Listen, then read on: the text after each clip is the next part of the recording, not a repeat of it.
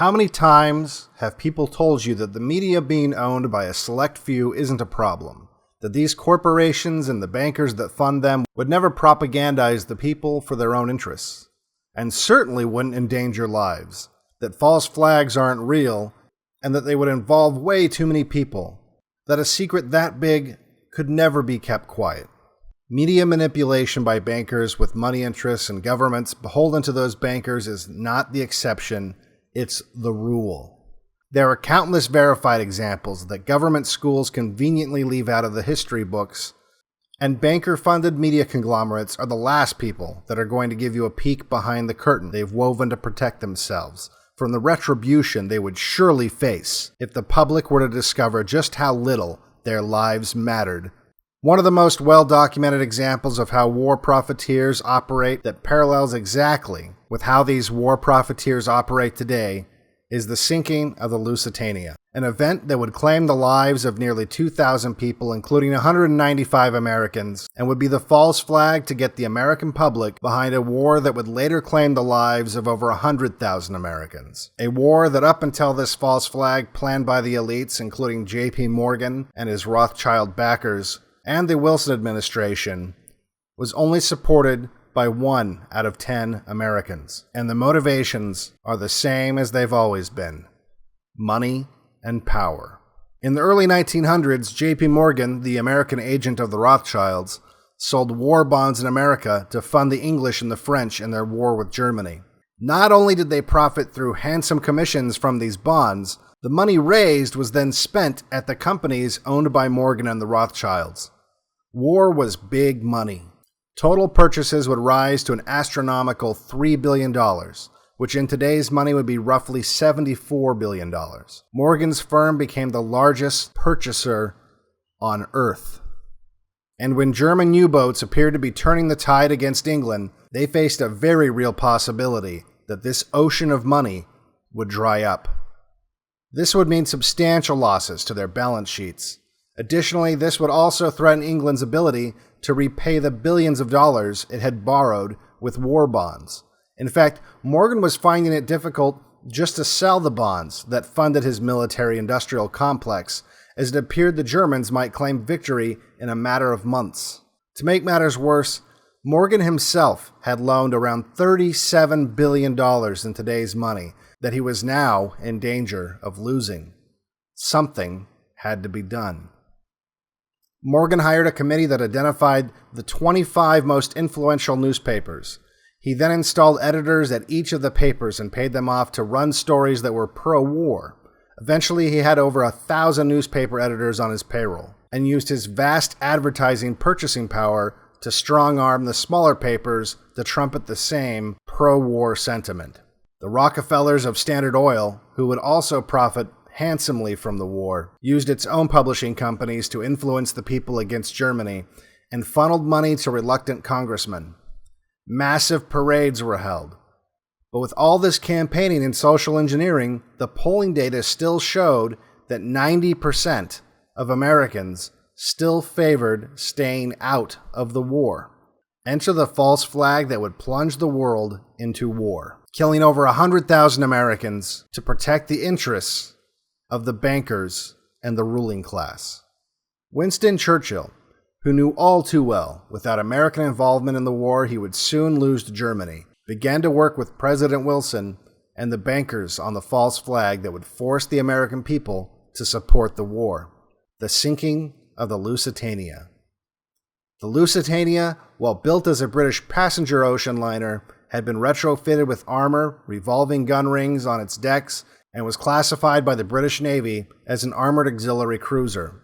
Its lower passenger compartments had been removed to make room for the war munitions exported by America's industrial military complex. Churchill ordered the Lusitania and all ships to ignore orders from German U-boats to halt and be searched, and instead to engage the German U-boats or even ram them without warning. He also ordered crews not to treat captured U-boat crews as prisoners of war, but to execute them. This left the German Navy with only one option: to sink ships suspected of delivering war munitions on site. The Lusitania, whose previous captain resigned over Churchill's plan to use passengers as human shields, was loaded with weapons and ammunition sold by the J.P. Morgan Company in violation of every neutrality treaty. The German embassy in Washington filed a complaint to the Wilson administration and was ignored. The Germans went so far as to attempt to run ads in American newspapers warning Americans not to board the weapon-carrying ship traveling through a war zone, but the papers controlled by the bankers and by order of the State Department refused to run the ads. Using the media as a weapon against the people is not a new thing. The bankers and the politicians they owned were purposely sending unaware Americans right into a deadly trap. The so-called passenger liner carrying over 6 million rounds of ammunition was directed by the British Navy into an area where a German U-boat had recently fired upon 2 ships and was known to be active. To ensure the ship would be vulnerable, the destroyer that was supposed to escort the cargo to port was called back without notifying the Lusitania, leaving her a sitting duck in hostile waters. And on May 7th, 1915, close to 2,000 passengers, including 195 Americans, were sacrificed to the bankers as the German U-boat, U-20, fired at the hull, setting off a massive explosion when the munitions in the cargo ripped a hole so large in her starboard bow that one of the largest ships ever built sank in less than 18 minutes. The Lusitania was purposely loaded full of explosives and then led defenselessly into hostile waters in the hopes that it would be sunk by the Germans. This was the false flag that propelled America into what would become known as World War I, a war that easily could have ended before claiming the lives of over 100,000 Americans that died so that the military-industrial complex and the banking class could avoid losing money on a profitable war. A war that would later lead to another world war that would claim the lives of millions. All this so bankers could grow fat on the blood of the people that would line up for the slaughter, war after war after war. The details of this false flag have been largely hidden from the public. In fact, as recently as 1993, the official story was that the Lusitania had exploded because of coal dust in the boiler rooms, and that it had not been carrying ammunition or explosives. The real story remained hidden from the public for nearly 100 years, until in 2008 when divers found millions of rounds in the hull of the sunken wreckage. The media had successfully covered up a false flag for nearly a century, a fact that completely obliterates the notion that false flags involve too many people, and that surely someone would talk, and that the truth would get out. People who don't know their history are damned to repeat it. Do we have to wait another century before we get the truth of modern false flags perpetrated by the bankers and the deep state?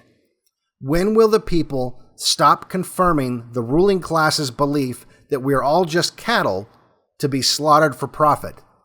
Slaves that unknowingly prop them up and support their lifestyle of decadence and degeneracy, fighting for table scraps and vying for the coveted position as alpha slave, while the ruling class looks down at us not in pity, but with amusement and disgust.